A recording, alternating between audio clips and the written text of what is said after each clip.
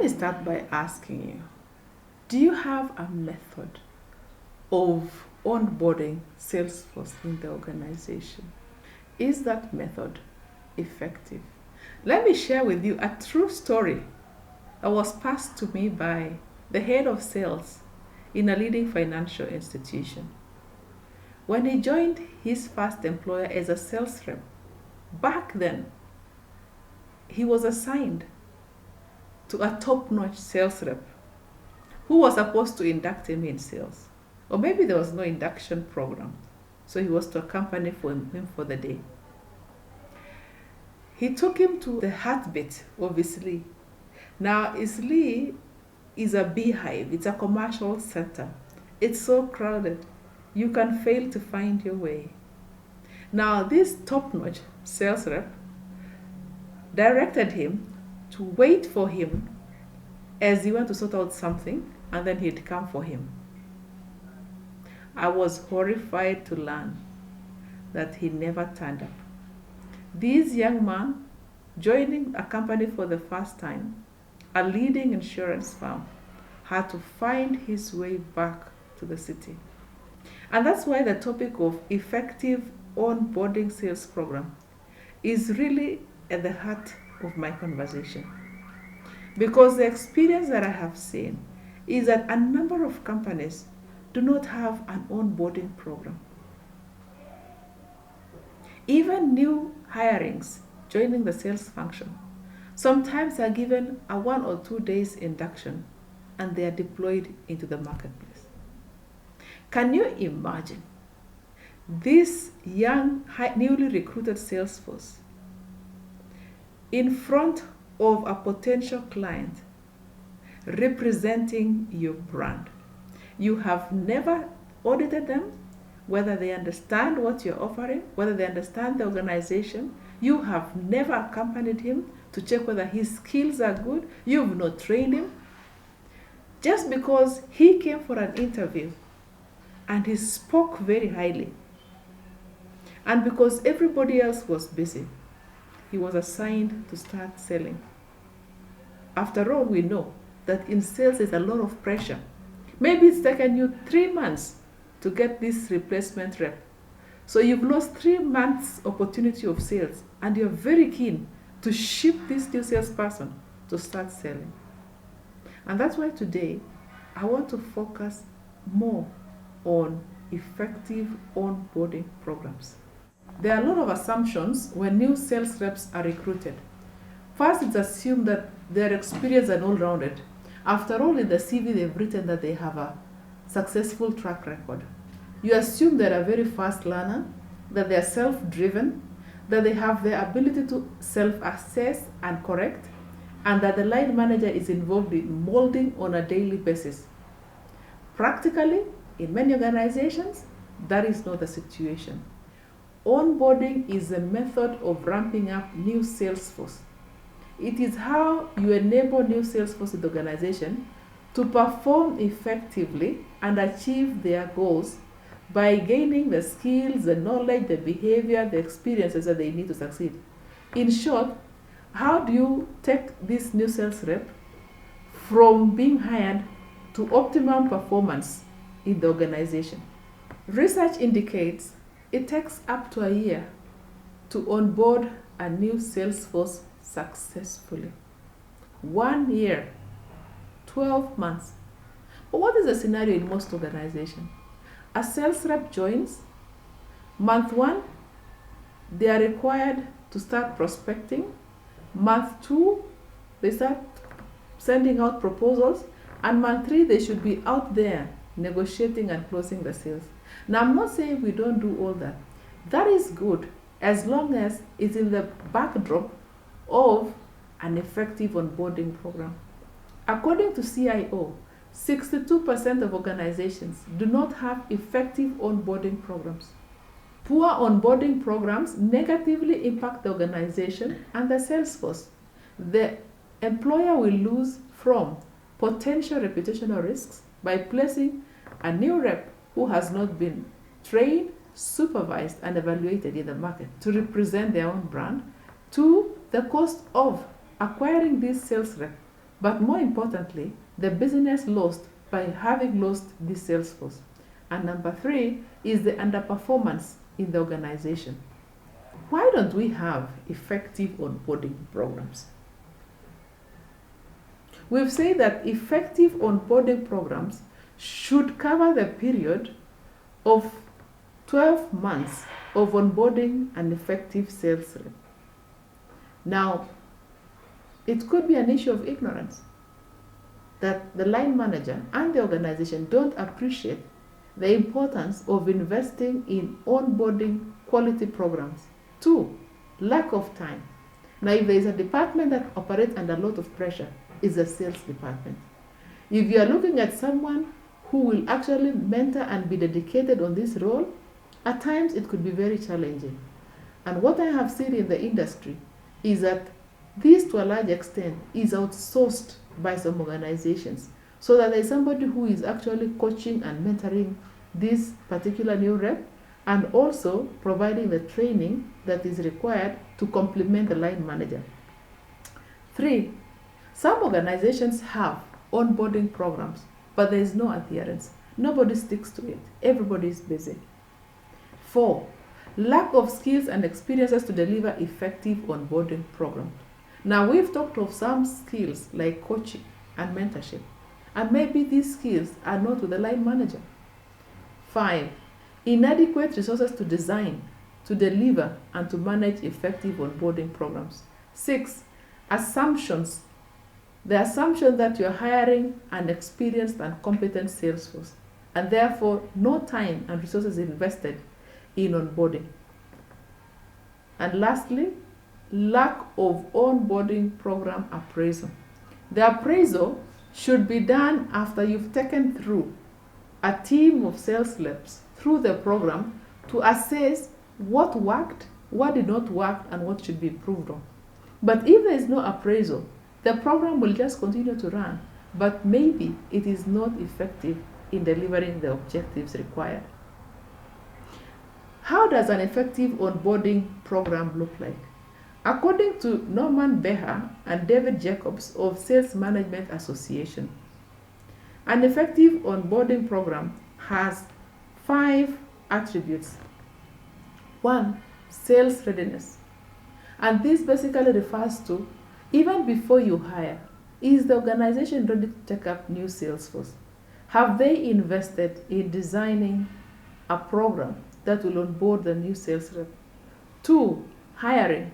What is the quality of our hiring? Are we bringing the right people into the organization? 3, sales training. 4, sales coaching and mentorship. And 5, performance management system. These are practical considerations for effective onboarding. 1, approach effective onboarding from a long-term perspective. It's not an induction program for 2 weeks. It's not a training program twice in a year. It should be done with a long-term perspective, with the overall aim of achieving optimum performance with the sales force. Number 2, it should be needs-based. In onboarding, you are looking at the knowledge, the skills, and the behavior, and you are looking at interventions. And that is why continuing to review the performance of the sales rep is very important, because by observing, for example, in a field visit, how this sales rep is performing, you can observe either a knowledge gap, a skills gap, or a behavior gap. Now, each of these will require different intervention, and so it should be needs-based. Number 3, application-centered. The effective onboarding program should be so centered on learn, apply, and this is what we are advocating for in the sales masterclass. Every module that you take, what is the application at the end of the module? How are you applying it? What are you learning? What do you observe as the outcome of the application? It should leverage technology. And I think a good example I want to give here is, one sales manager may not have the capacity to accompany and to see all the sales rep in real life situation. And therefore, some of the onboarding programs can be delivered through technology. For example, the training could be done using technology, just as we are doing here in the masterclass, or even a customer scenario can be recorded and can be sent back. I know for sure that there are markets where a sales rep can ask the client if they can record the session they are going to have. And so they will run the session as though it was not recorded. And at the end of it, the sales rep will take the video and share it to the manager to show how the conversation went. It could be that it was a negotiations. So you could ask for permission to record and to record it on your phone. And you run through the negotiation, and the manager can play back and actually see what gaps existed and what you're very strong in. The rep ownership and initiation. Again, we should not put everything to the sales manager. The rep has a responsibility to actually ensure there's an effective onboarding program, to discuss their gaps with the sales manager, and to be able to put interventions in place. And lastly, to promote peer learning. Everything is not centered on the sales manager. We have top reps, we have sales reps, as we saw in the case of the conversion, sales conversion ratio number. You recall that David was very good with qualifying prospects, but Bernice was more effective in closing sales. Now, one could map reps to other reps who have strengths in particular area. So if somebody is very good in prospecting, you could use that rep to model on prospecting in the onboarding program. And if somebody is very good in proposal development, they again could be a learning point for the rest of the team. Practical considerations for effective onboarding. It is very important to have clear measurements. One should be able to plan the entire program, but more importantly, for every element in the program, to identify what should the learner have acquired, how should it manifest in performance and behavior, what is the outcome. The next is program monitoring and evaluation. This needs to be very frequent. You observe daily, weekly, monthly. You look at the quarterly KPIs and you review the performance. And in your mind, you are very focused on what is working, what is not working. You need to look at the holistic program beyond product knowledge and skills, including the social skills. We've said when we are looking at personal branding that we are in the 21st century. So it is not only just about product knowledge and skills, even the issues to do with ICT, use of technology, being able to prospect online. Are your sales rep in moving in tandem with the market and new opportunities that are being presented, or they are losing out? Focus on learning and improving through practice and role modeling. Now, role modeling is a way of acting out or playing out the scenario as though it were in the real market.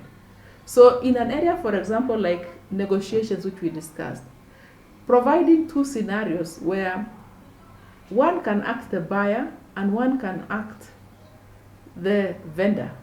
And then within that scenario, observing and giving feedback and directing. And lastly, challenging and inspiring programs. The effective onboarding programs need to be very challenging, and it should inspire the team to even be better. Otherwise, you could have a program that nobody is following. We have covered one of the pet subjects that I love to discuss, the issue of onboarding new reps. New reps join an organization and find that there is a lot happening, and everybody is caught up in their own way. And they come in the backdrop of a delay in recruitment process. So they arrive when the organization is already under pressure. Under pressure because they had hoped to have new sales force earlier and they've lost 3 months. And this pressure culminates in having ineffective onboarding programs where we deploy Salesforce to the market, assuming that they are good, but there is no back check and there is no intentional program to develop them to be competent. The purpose of going through this module is to enable you to recognize the importance of quality onboarding programs, but more importantly, to review the current onboarding programs that you have in place. Onboarding programs are not induction programs. It's not a 2-week event. It is an overhaul on your existing program that will enable you to provide support to your sales force on a need basis based on their knowledge, their skills, and their behaviors, with an objective of ramping them up with a shorter period of 6 months, less than a year, and to be able to get them to be competent to execute the roles that they have been given effectively in the organization. Do you have the skills to put in place an effective onboarding program? Do you have an evaluation system to see whether the program is effective or not? I assure you, by working on onboarding programs, you will be able to give confidence to your sales team, you will be able to inspire your sales team, and you'll be able to enjoy better performance from your sales force. Quality onboarding programs deliver a return on investment.